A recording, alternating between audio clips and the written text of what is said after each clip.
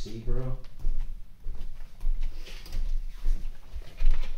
So here on the bottom,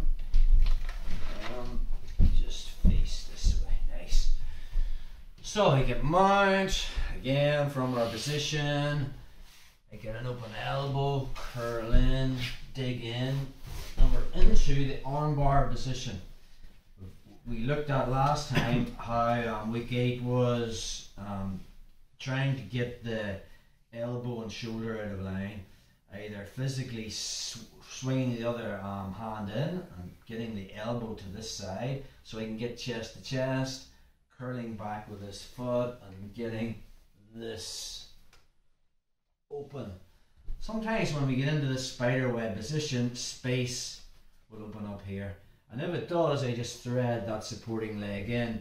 The good thing is I can still do that same move again. I don't have to abandon the armbar, but now we have the options of going for the triangle. So, but I need a response. So once I get to there and I bring my right leg over, I'm just going to take my left leg off.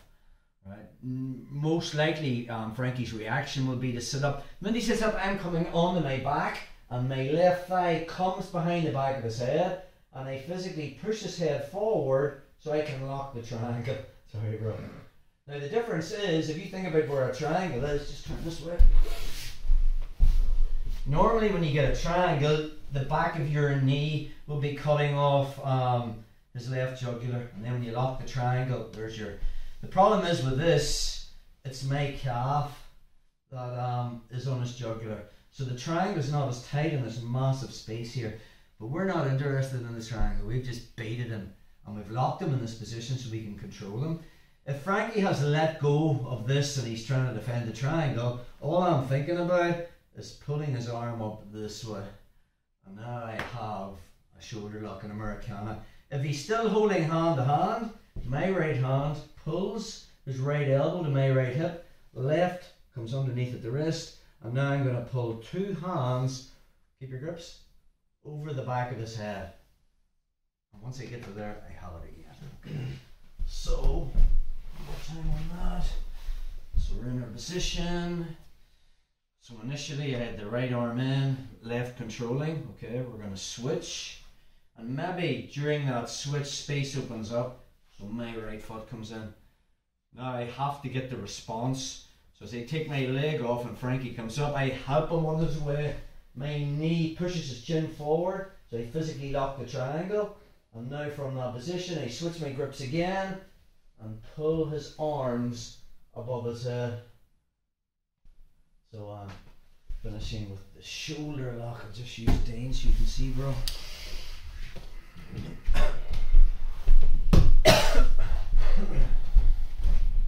So from our position,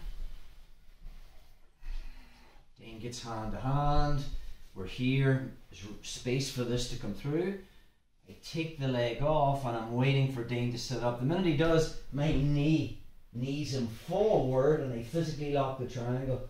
Again, it's not a tight triangle, but I'm not interested in the triangle. From there, I pull his elbow to my hip. Get the quick, stay hand to hand. Get the crook of my arm around his right wrist. And now I bring two hands above his head. And now I have the Americana. Let's just get another angle on that, bro. Just turn this way. Oh, pressure. So from here, from this position, right hand's in. Okay, I'm going to switch to my left. Right hand controls the wrist. And now from there, I'm going to thread in my foot if there's space. Waiting on that response for Dane to sit up. The minute he does, my left knee knees him in the back of the head so I can physically lock the triangle. Notice the way my calf is on his left jugular, so the triangle isn't going to really be very difficult to finish the triangle because they don't have connection. But I'm not worried. So from that position, my right hand pulls Dane's right elbow to my right hip. Left comes in, stay hand to hand, bro. I mean, if this is flapping about and he's let go, that's an easy submission. But if he's hand to hand, I get the crook of my arm around. I'm going to pull both arms above his head. He'll get to the point where he can't go any further. And now we have the shoulder lock. But it's set up as a triangle. Okay? So, let's drill that one, guys.